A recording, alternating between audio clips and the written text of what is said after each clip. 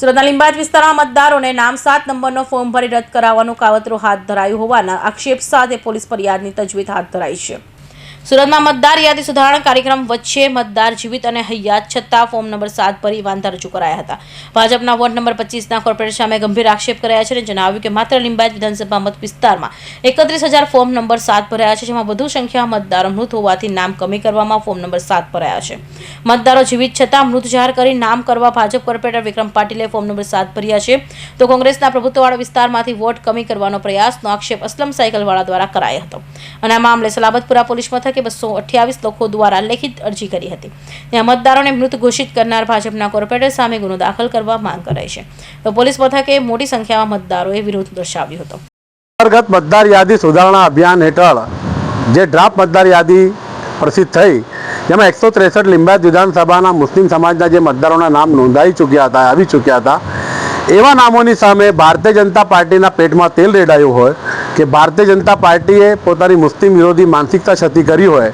એમ એના BLA 1 અને સ્થાનિક કોર્પોરેટર વિક્રમ પોપટ પાટીલે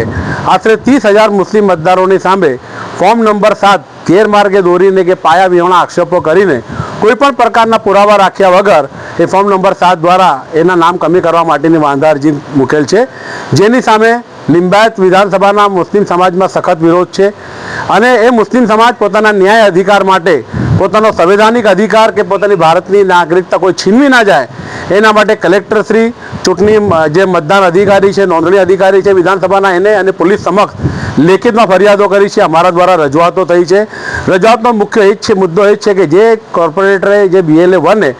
પાયા વિહોણા આક્ષેપ કરીને જે વાંધા અરજીઓ મૂકી છે, જેમાં સ્પષ્ટપણે એકરારનામું લખવામાં આવેલું છે કે જે કોઈ તમારે વાંધા અરજી હોય તો એમાં પુરાવા આપવાના હોય છે અને જો પુરાવા ન રજૂ કરો તો તમને 1 વર્ષની સજા અને આર્થિક દંડની જોગવાઈ છે।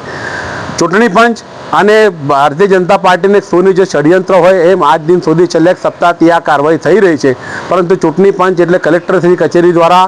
આવા વિક્રમ પાટીલની સામે કોઈ પણ કાર્યવાહી થઈ નથી, જે દુઃખદ છે। અમારી એક જ માંગ છે કે ચૂંટણી પંચના જે નીતિ નિયમ મુજબ આવા પુરાવા વગરની જે અરજીઓ છે એને તાત્કાલિક અસરથી રદ કરવામાં આવે, દફતરે કરવામાં આવે અને સાચા મતદારો સાથે ન્યાય કરવામાં આવે। અમારી શરૂઆતથી એક જ માંગ રહી છે કે સાચા મતદાર સાથે ન્યાય તેને ખોટો મતદાર નોંધણી ના થાય એની તકેદારી રાખવામાં આવે, પરંતુ મુસ્લિમ વિરોધી માનસિકતા સાથે ભારતીય જનતા પાર્ટી જે પ્રમાણે મુસ્લિમ મતોને ટાર્ગેટ કરી રહી છે એ જ બતાવે છે કે મુસ્લિમ મતદારોએ જે ઉત્સાહ બતાવ્યો સર અંતર્ગત એનાથી લોકો સાવ ડગાઈ ગયા છે અને એના કારણે એમના મતો કેન પ્રકારે રદ થાય એના માટે લોકો હવાતિયા મારી રહ્યા છે।